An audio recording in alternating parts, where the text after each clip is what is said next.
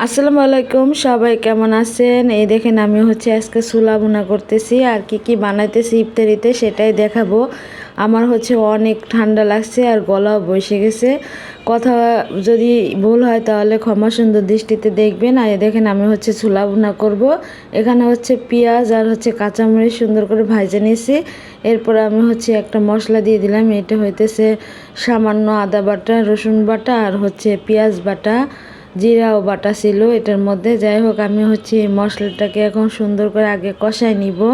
তাই সবাই কেমন আছেন আর সবার রোজা কেমন কাটতেছে অবশ্যই জানাবেন। আমার তো রোজার শুরুতেই ঠান্ডা জ্বর লেগে গেছে একবারে। এরপর আমি এই যে স্বাদ মতো লবণ আর হলুদের গুঁড়া দিচ্ছিলাম। আমি আজকে ভিডিওটা মোবাইলটা হাতে ধরে ধরে করতেছিলাম, শরীরও অনেক খারাপ। তারপরও যে ইফতারি বানাইতে হবে, এই জন্য আমি ছোলাটা আগে থেকেই সিদ্ধ করে নিচ্ছি। এখন আমি জাস্ট এই মশলাটা সুন্দর করে ভুনা করে তারপর ছোলাগুলা দিয়ে দিলাম। আমি আসলে বেশি মশলা দিই না ছোলায়, কারণ বেশি মশলা দিলে আমার বেশি একটা ভালো লাগে না। আর আমি পানি দেই না, ছোলা ভুনাতে আলাদা করে কোনো পানি দেই না। ছোলাটা আগে সুন্দর করে সিদ্ধ করে নেই। আর ভোর রাতে আগের দিন রাতে ছোলাটা ভিজায় রাখলে ছোলাটা একবারে নরম হয়ে যায়।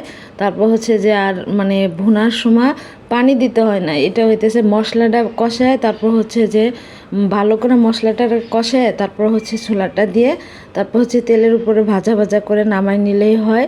এখন আমি একবারে সুন্দর করে আমার পছন্দের, আমার সবসময় পছন্দ হয় ইফতারের ভিতরে পেঁয়াজিটাই আমার বেশি ভালো লাগে আর কোনো কিছু থেকে আর কি। এমনি আসলে ভাজা পোড়া খাইলে তো শরীরের জন্য খারাপ আর গ্যাসের অনেক সমস্যা হয়।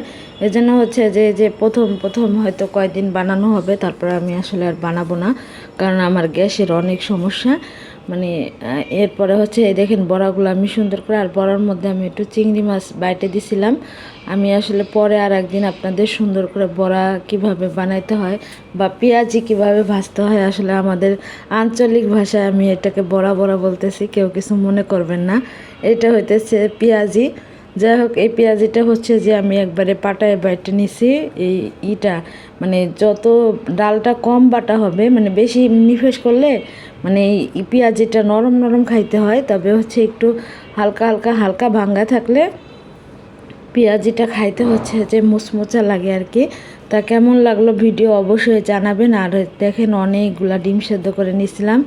আসলে অনেক বাচ্চারা ছিল, সবাই ছিল, তো এই জন্য সবাই মিলে খাবো।